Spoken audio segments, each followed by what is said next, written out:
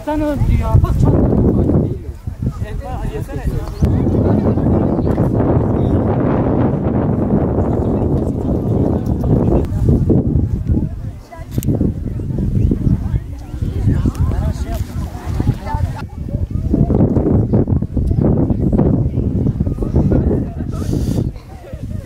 Covid-19 hastalığı nedeniyle insanlar bir nevi ruhsal, zihinsel bir bunalım yaşıyordu. Yani bir nevi bir hapishane yaşıyorduk kendi evlerimizde.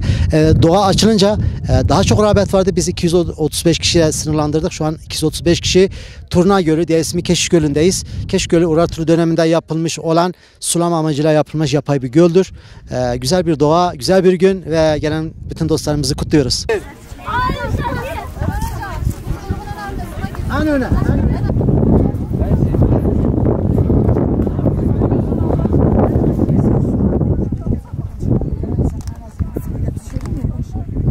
Bugün Vadi Doğa Kulübü ile beraber Keşiş Gölü'ne geldik. Gerçekten çok güzel bir ekipti. Yeni insanlarla tanıştık. Bizim için çok güzel oldu. Her şey için teşekkür ederiz kulübe. Bugün kulübünüzle beraber çok güzel bir gün geçirdik. Çok ilgiliydi. Gerçekten çok teşekkür ederiz. Yeşille, doğayla iç içe çok mutlu, çok huzurluydu. Kuş sesleri, mor, sarı, rengarenk çiçekler. Her şey için size çok teşekkür ederiz. Elinize, emeğinize sağlık. Bu arada etrafa çöp atmayalım, doğayı koruyalım. Teşekkür ederim.